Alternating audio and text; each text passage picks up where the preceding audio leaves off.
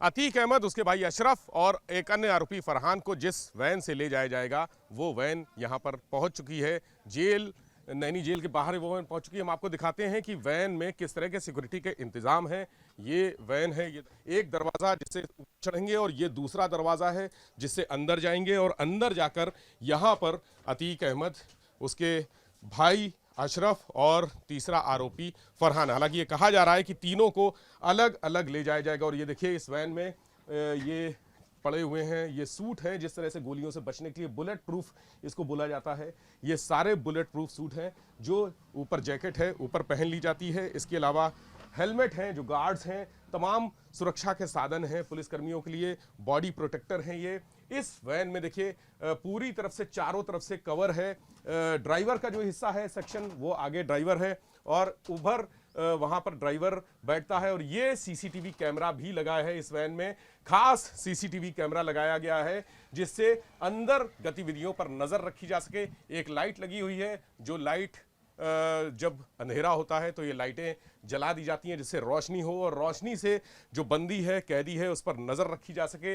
अंधेरे में कोई ऐसी गतिविधियां ना हो जिससे कुछ गड़बड़ हो सके, कोई गड़बड़ कर सके, तो ये सीसीटीवी कैमरे के माध्यम से यहाँ नज़र रखी जाती है। इस खास वैन में बैठने के लिए कम से कम 8 लोग इधर बैठते हैं और 8 लोग इस तरफ बैठते हैं। और जो बंदी है वो उसको अमूमन किनारे एकदम इस सटा से ड्राइवर की तरफ बैठाया जाता है। ड्राइवर की तरफ बैठे रहने से जो ये एरिया है पूरा कवर कर दिया जाता है, प्रोटेक्टिव होता है और किसी भी तरह से बंदी यहाँ से बाहर नहीं आ सकता है। बाहर आने के लिए उसको कम से कम 15 से 16 पुलिसकर्मियों से जूझना पड़ेगा जो यहाँ भीतर बैठे रहते हैं। और उसके अलावा यहाँ अगर वो किसी भी तरह से बाहर इस दरवाजे से इस गेट को खोल के, जो ये गेट है, इस गेट को खोल के अगर किसी तरह से बाहर भी निकलता है, कोशिश करता है, तो यहाँ पर जो 2 असॉल्ट राइफल से लैस पुलिसकर्मी होते हैं वो यहाँ बैठेंगे और उनसे निपटना पड़ेगा। उसके बाद ये दूसरा जो डबल लॉक है, ये दूसरा दरवाज़ा यहाँ से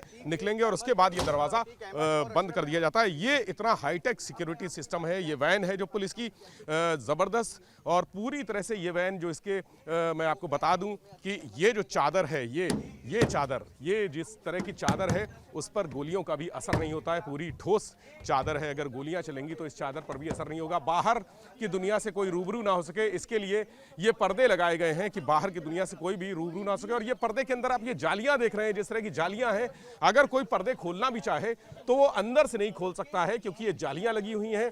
जालियां लगी होने की वजह से ये पर्दे अंदर से नहीं खोले जा सकते, ये बाहर से ही खोले जा सकते हैं या बंद किए जा सकते हैं। इन पर्दों को कसने के लिए ये देखिए ये पट्टे लगे हुए हैं इन पर्दों को कसने के लिए और इस तरह से कस दिया जाता है ताकि पर्दे किसी भी तरह से, तेज हवा हो या आंधी चले तो ये पर्दे किसी भी तरह से बंद ना हो। और ये ड्राइवर यहाँ पर, और ड्राइवर के साथ ही आगे जो असॉल्ट राइफल हैं, जो स्वचालित अत्याधुनिक असलहे हैं, उनसे लैस पुलिसकर्मी बैठते हैं। यानी इस वैन को भेदना, इस वैन को दौस देना, इसको किसी भी तरह से इससे निकल कर भागना किसी के लिए भी आसान नहीं होगा। ऐसी 3 वैन बता रहे हैं कि ऐसी 3 वैन यहाँ लगाई गई हैं जिसमें अलग अलग अतीक, अशरफ और फरहान को नैनी जेल से सीधे कोर्ट ले जाया जाएगा। उसी तरह की दूसरी वैन वो खड़ी हुई है जो सामने है, उसमें भी बिल्कुल इसी तरह का सिस्टम है जिस तरह से जो वैन, पहली वैन दिखाई। हालांकि पहली वैन छोटी थी लेकिन ये दूसरी वैन काफ़ी बड़ी है और इसको वज्र भी कहा जाता है, वज्र वाहन।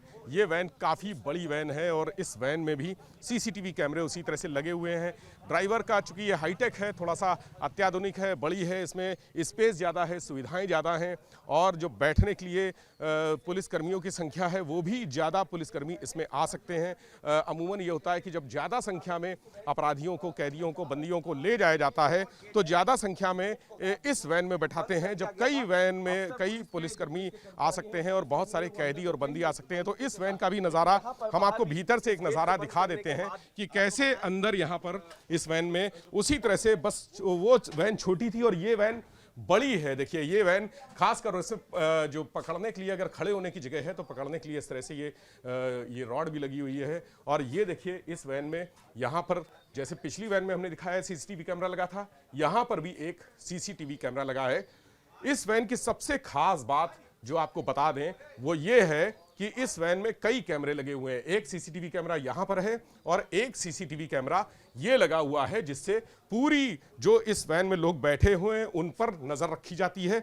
और बैठने के लिए भी जो कुशनिंग है वो ज्यादा ठीक है, क्योंकि अतीक इसी तरह की एक वैन से कल आया था। और ये जो आप कुशनिंग देख रहे हैं ये काफी सॉलिड है, इसमें बैठने में तकलीफ भी नहीं होती है।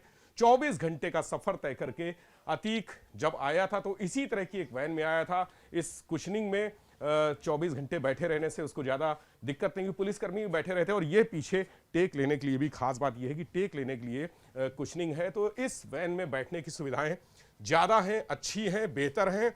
उसी तरह से जालियां भी लगी हुई हैं और जालियों के जो पर्दे हैं जो कल ढके हुए हम देख रहे थे वो बाहर से पर्दे लगाए गए हैं। जालियों से अगर कोई चाहे तो भी वो पर्दा उठा नहीं सकता है। उसको अगर पर्दा खोलना होगा तो वो बाहर से ही खोलेगा, अंदर से किसी भी तरह से पर्दे खोले या बंद नहीं किए जा सकते हैं। तो ऐसी वैन ले आई गई हैं यहाँ पर प्रयागराज के नैनी सेंट्रल जेल के बाहर ले आई गई हैं। इन वैन से ही अतीक, अशरफ और फरहान को कोर्ट ले जाया जाएगा। सजा होने के बाद तीनों को इन्हीं वैन से वापस यहाँ पर नैनी सेंट्रल जेल लाया जाएगा। और ये हाईटेक वैन है, इस तरह की 3 वैन यहाँ पर खड़ी हुई हैं। कैमरा से राजू के साथ Vivek Tripathi, ABP Ganga, Naini central jail, Prayagraj.